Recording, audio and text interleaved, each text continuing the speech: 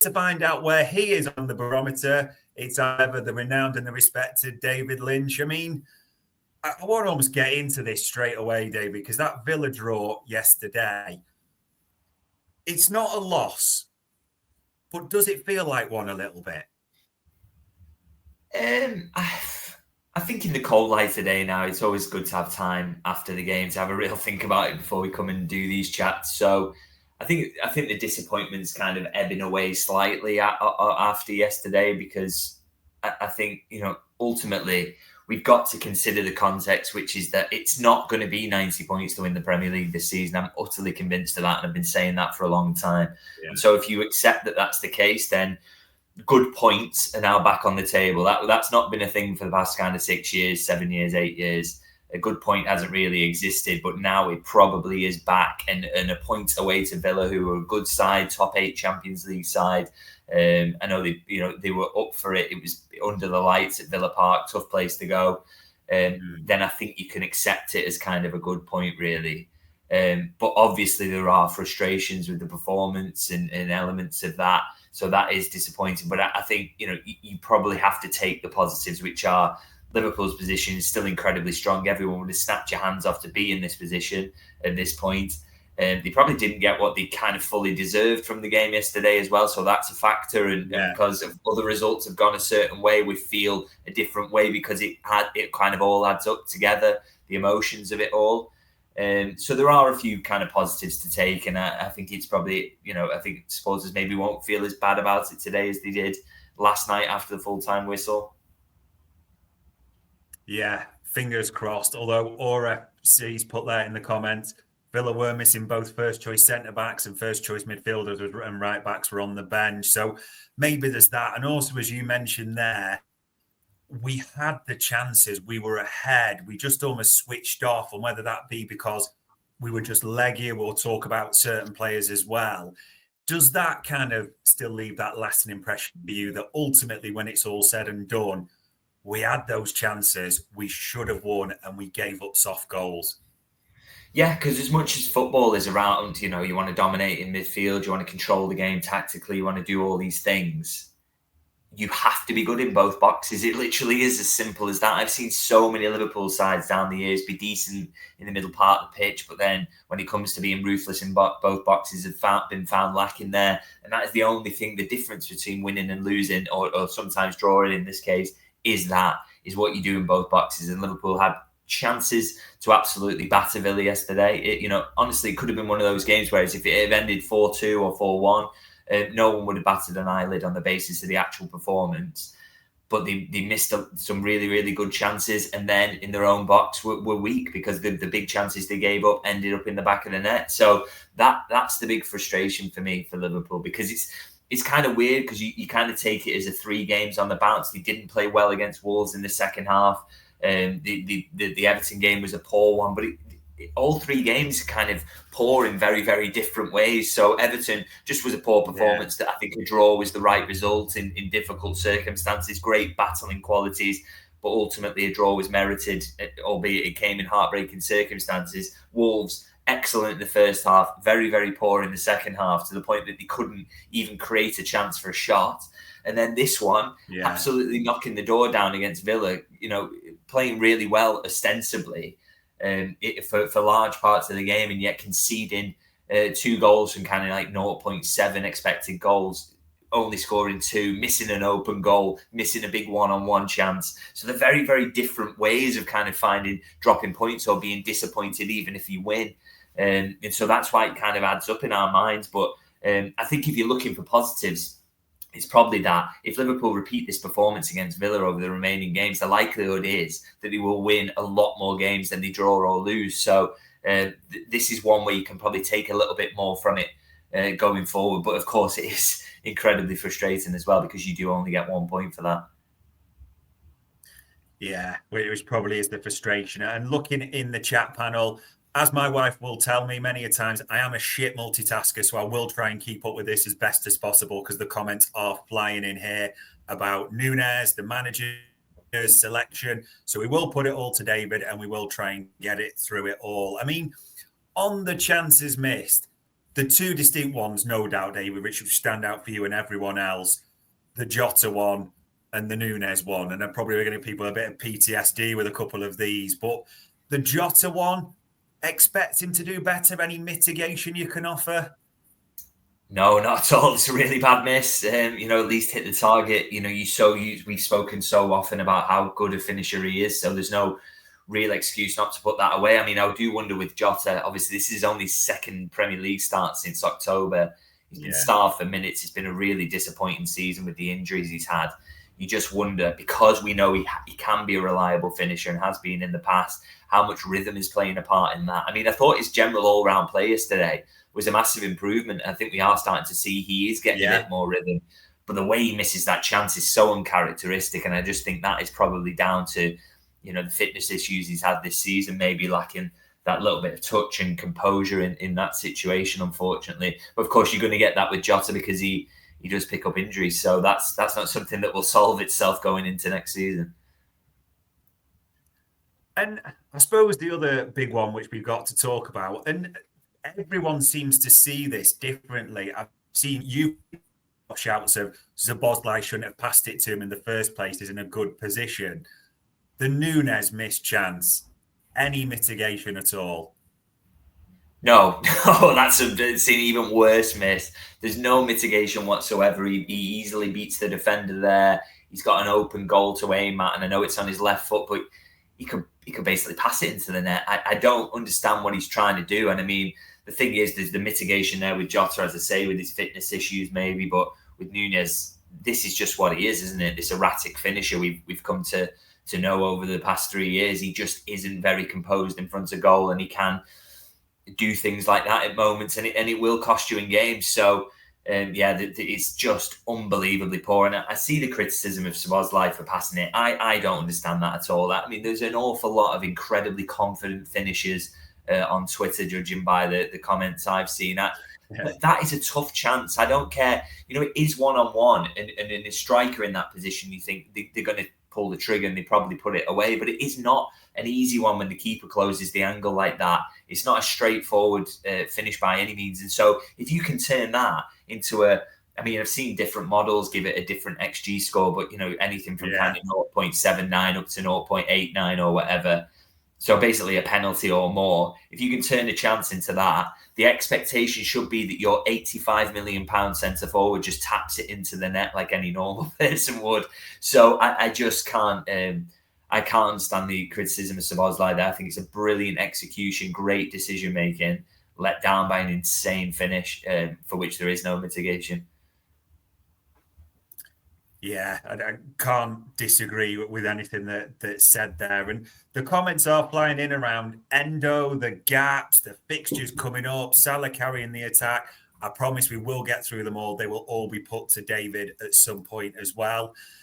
The other end, though, being honest, we saw against Everton, we were probably disappointed with a couple of goals we conceded. Liverpool are just recently, and whether it's an overall side thing, the defence, however you put it, they are giving up soft goals. And last night, there'll be real disappointment with the two that went in the back of the net, won't there? Yeah, absolutely. I mean, it speaks to me, and I think we spoke about this after the Everton game about, I just wonder whether this Liverpool team needs a little bit more height and physicality in it. Because you look at the way the goals were conceded from the first one in particular is so frustrating. I mean, Szoboszlai for me should just head it out of play, or either leave it to the goalie or nod it out of play, because what he does is the worst possible option, which is kind of nodding it down to an Aston Villa player in the box. So that is frustrating. But I just think Liverpool can be, they're not really in control of those chaotic moments when the ball is bouncing around a lot of the time, and we've seen that too many times so far this season. So that is unbelievably frustrating, and speaks to me of, can they add a bit of height somewhere, in the team? Is there anyone who can kind of sort that problem? Because you come up against teams like Villa, like Everton, they're just absolutely gigantic all across the pitch, and they cause chaos in these moments, and you can't control them unless you can match them physically, and we just didn't do that. So that was a really frustrating one. And then the second goal, I think you sometimes also have to say, great ball, great run, great finish, to be honest. I think they worked that one really, really well. But of course, you never like to concede, and I think Liverpool should be doing better. But the frustration for me is more on the first goal. And of course, if they don't concede that, they win the game 2-1. So, that Arne Slot won't be happy with the goals that are going in at the moment. I'm sure of that. Yeah. And as McAllister said there, maybe we didn't control the game as much as we wanted. We were not patient enough in some moments. And they started so well. They almost just completely switched off, whether they just couldn't keep it going. And they still finished strongly, which was probably what we expected at a comeback. It's been sort of the way it's been for Liverpool this season. And you mentioned in there, I do want to talk about Arne Slot in specific, his selection, substitutions. But just before we do that, he did actually speak afterwards, post-match, about his selection and some of his substitutions. I think this is just worth hearing. You tell me, and I see the same, how much of a threat he is. So we have to keep him available for 12 more games and Champions League and the League Cup final. But that is not an easy balance to find. I would have loved to keep him in the team because he played really well. For Trent, the same. Yeah, there was a few interesting ones in the substitution. So I almost want to do this a bit in reverse order. The Trent substitution with Bradley coming off. I know it's easy that some in hindsight because Bradley got injured, but it just seemed that Trent was playing really well. And obviously Núñez, we know that didn't work particularly. Diaz didn't contribute too much. Do you think you'll look back at the substitution and think, I didn't quite get that right? I think he probably won't regret them because of the reason he made those subs, which is concerns over the fitness of the players and protecting them. So I guess you make those big calls, you got to kind of stand by them, haven't you? And you know, it didn't work out particularly well in the end because obviously Bradley comes on and then unfortunately picks up an injury. But you know, you don't want Trent breaking down either. You've got to look after him. He's had a muscle injury recently. Same with Diogo Jota. Yeah. Liverpool need him to be fit. He's barely been fit this season. So you take the tough decisions and you got to kind of stand by them in the end. So he probably doesn't have any regrets over that. But I do think it's fair to acknowledge that it maybe hurt Liverpool a little bit, killed the momentum slightly. And yeah, that was a really unfortunate one for them. Yeah, or FC agreeing with you there. 5 minutes, one more wouldn't have hurt Trent. And Trevor Smiley saying, yeah, Trent wasn't tracking his man at the end of the shift. And we know he's coming back from injury, so we want to bring that into the mix as well. Almost in reverse a little bit, the starting lineup had Dominic Szoboszlai on the left-hand side, we thought, but it actually turned out to be Curtis Jones, it seemed, for a large period. Did the starting lineup surprise you at all? Yeah, massively, particularly with it being Curtis down that left-hand side. I would have absolutely predicted that it would have been Szoboszlai, so that was a little bit surprising. To be honest, I think it kind of worked. I think it gave Liverpool some decent solidity, generally speaking. They didn't, you know, like I say, you look at the expected goals numbers and the shots that Aston Villa, it wasn't like Aston Villa were absolutely peppering Liverpool. So, you know, I think it kind of worked, and Liverpool were creating chances of their own. I mean, that first kind of 15 minutes or so is some of the best they've played this season, to be honest, in terms of general dominance of the game. And I thought, you know, again, they were consistently creating chances, and then they were largely limiting what Villa were creating. So from a management point of view, you say, okay, that setup worked and it gave my players the platform to win the game. But you're always beholden to what your finishing is in both boxes. And that is Villa putting away a couple of chances they create and Liverpool only scoring 2 of the many chances they created. So I don't think there was a problem with the selection, really. I think the manager will just be frustrated around execution. I think that's fair. Yeah, as Trevor puts there, I think it worked well at the start. Bad finishing was our downfall. If they took those 2 chances away and it finishes 4-2, it's a completely different narrative that's being told. But I think, yeah, there was a few surprises. And I know I was messaging you during the game as well about this. I mean, he's had a great season, Ryan Gravenberch. There's no doubt about it at all. I think the big thing that's sort of concerning people is sort of the energy, the fatigue, the tiredness, because it's the same players that are sort of playing all the time. I just thought Gravenberch looked almost devoid of energy last night, didn't he? Yeah, I agree with that. I think he just looked leggy. I mean, we've not really seen it this season. And I want to push back on the idea, by the way, there's an obsession among Liverpool supporters that I completely disagree with, which is that Liverpool always fall off in the latter part of campaigns. They always look leggy. Now, yes, this happened last season without a question. One of the most injury-hit seasons I can ever remember. It definitely happened last season. There was a collapse, and that's why they didn't win the Premier League. It's why they didn't win the Europa League. But basically, every other season under Jurgen Klopp, Liverpool finished incredibly strongly. Even the rubbish seasons, they went on kind of 10-game unbeaten runs at the end. I mean, one of those squeezed them into the Champions League. One of them, they just fell short, didn't they? And you look at 18-19, they finished incredibly. Obviously, 19-20, they have it wrapped up. The quadruple season, when they went close, they absolutely finished that incredibly strongly in terms of results, and were very unlucky in the Champions League final. So I just want to knock that myth down, and the idea that Liverpool's legginess is something that happens every single season. It is total nonsense. It's not true at all. And I know people are desperate to jump on that narrative now. For me, again, every single player yesterday, he's leggy. Just come on, just nonsense. Things can be going on in the game outside of that tactically, and you're in a difficult atmosphere or whatever. All these things are going into it. You don't just get to sit there and go, they're all tired, we should have signed someone. Football is more, there's more to it than that. It's more nuanced. But that all said, that rant over, I will say with Gravenberch that I do think there's a legginess there. And that is just one individual I can pinpoint where I think his performance level is dipping. And it would be fair to maybe question whether that's legginess. And the reason I say that is that he's Liverpool's third most used player this season. And the other two are Van Dijk and Salah. Now, we have seen over season after season after season, they can consistently produce at this level. And they are capable of doing it despite being used every week. So we know that, got that in the bank. You don't have that track record with Ryan Gravenberch, unfortunately. He's on track to absolutely smash his busiest season ever, which came at Ajax. I think he did about 3,500 minutes there. He's on 2,900 now. He's going to easily surpass that with how many games are left. And of course, he's playing at a far higher intensity in the Premier League versus what he would in the Dutch league. So I'm a little bit concerned about that. And I think we saw in his performance yesterday, 1 out of 6 ground duels won, didn't make a tackle in the entire game. That's not him at all. And that's not the kind of numbers he's been putting up this season. So I am a little bit worried about that. And I do wonder, and I wrote this in December, we should see more of Endo. You need to protect Gravenberch. That hasn't happened. And I do think we're seeing some consequences. But the one thing I would say is it's probably not terminal. You can maybe play him out of this little run. You can manage his training load.